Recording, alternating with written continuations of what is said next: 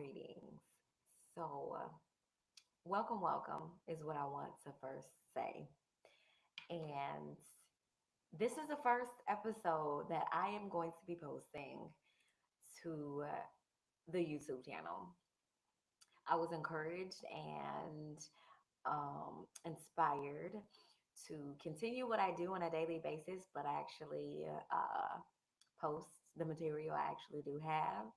And so I just want to say good morning, good evening, good afternoon, great rising, rise and shine, top of the afternoon. Like whenever you see this, whenever you watch this, for everyone out there. And if I was to give this episode a title, it would be uh it would be turning tears into strength. It would be turning tears into strength. And I just want to thank you for watching this, first off, because I'm going to tell you a story, a testimony, a victory um, of hurt and happiness. And to let you know that hurt and being happy and being emotional and still like it's okay to let two things live within you at the same time. That's the duality. I want to share with you a deep personal journey, one of profound loss and trauma, and ultimately, ultimately, resilience. And if I can share my story and how I navigated through the darkest moments of my life and while finding strength and silence and hope and growing my faith and expanding my faith and just working through my faith and still working a life of purpose, still working a life of purpose. So several months ago now, and if I was to give you the exact date or the exact amount of numbers, I'm just going to say 7 months. 7 months, but I know the exact date. I know how many days it has been. My life turned around that I wasn't prepared for, that I never anticipated that would ever happen. I lost my beloved fiance, Mr. Righteous, very suddenly. I found myself facing a future I hadn't prepared for, a world which been filled with love and plans for a wedding was shattered. It was shattered. In the midst of this profound grief, though, I was also responsible for still caring for children, my own children, our children, dogs, right? And each one is dependent on me to provide not just, for their physical needs, but also for their emotional needs and their well-being, right? You have these little humans, you have these your fur babies that are dependent on you. In early days, 7 months ago, it felt dark, it felt cold, it felt lonely, confused, right? I reached a point um, not only did things seem unstable, but my faith before I got to this season, my faith before was expanding me. My faith was expanding, and I was asking the Lord and the God and my Father, my homie, bro, right, whatever you call him, your personal relationship with him. I asked him to expand my faith, and so I was going through trials and tribulations for having my faith expanded, and the purpose behind my faith being expanded was so I can learn how to lean on Him. And then boom, this happened, right? It was not always easy earlier, when this happened 7 months ago. There were moments where I had doubt and despair, felt very overwhelming, anxiety, right?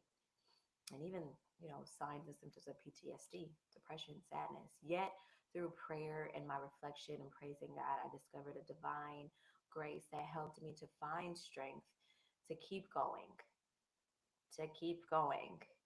That's if that was some of the message, that would be just keep going. But I'm going to tell you why. I'm going to tell you how to keep going, because you can't just say, "Oh, keep going" to someone. Yeah, keep doing it. You're strong. No, no one wants to hear that. My faith became my source of light.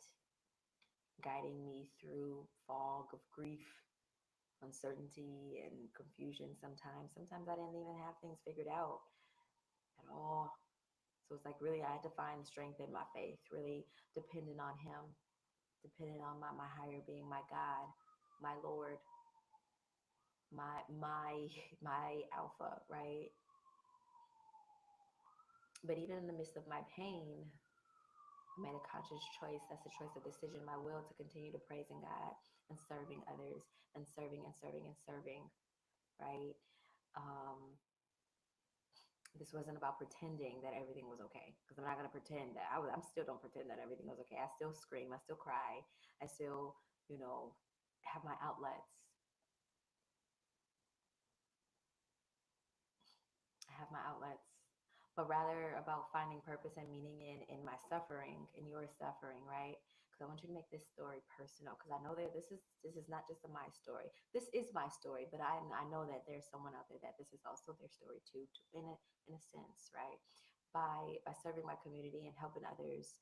Um, I sit front row in my church, y'all. I sit right next to my first lady. I'm my first lady's armor bearer, right? Um, being a servant and serving, right, and still serving, and while I'm grieving, I found that I could channel my grief into something positive. This service not only uplifted those around me, but also uplifted me, uplifted myself, giving me renewed and profound sense of purpose. Right? It's that power. The power is in my praise. The power is in your praise. So life changes or life challenges have changed you, have changed me. And I'm help keep making this, you know, personal for you. It has taught me invaluable lessons about resilience, even in my darkest moments, and to have power. We have power to find light and hope.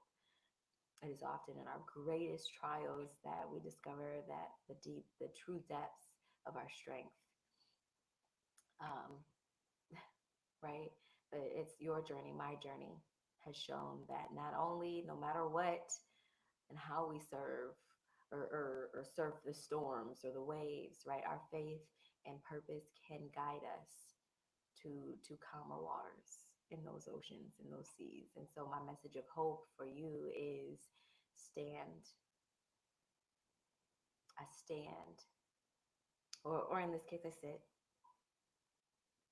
But before you today, like I sit and I stand here with you, before you, with you, next to you today, to not, and not as someone as who has overcome, obstacles, because we can all overcome obstacles and face some things, but as someone who has learned to rise above them, right? My story is a beacon. I hope my story can be a light and a reminder that with faith and perseverance and hard praise, serving, and a heart full of love, we can navigate even the most daunting challenges and our hardships. Um, our hardships don't define us, or rather, it is our response to those hardships that shape our lives and the lives of those around us. So you don't have to let your hardships define who you are and how you respond, but they definitely shape how. Right. So I that's my quick story. That's just my quick story, right? And I just want to thank you for listening. And we can go in depth a little, but I didn't want to throw everything on you. But I'll share another story of hope, another a deeper story of resilience, a deeper story of emotional intelligence, even in grief and mourning, right? Um, so this is just my introduction to my story, to my testimony, to my victory. Thank you for listening to my story. I hope that my journey has offers you, a glimpse into the power of resilience and perseverance and faith. Faith for first and foremost. No matter what your obstacles are that you face, remember that you have the strength to overcome them with love and purpose and an unwavering belief in something greater, and that you too can rise above and continue to shine brightly in this world. bright. I mean, bright. Be that beacon. Be that beacon of hope. So, thank you for listening. Thank you for tuning in. Thank you for watching. Like this, love this, share this for someone. Um, Save it for yourself to watch and build yourself up. So, Miss CT loves you. Peace out.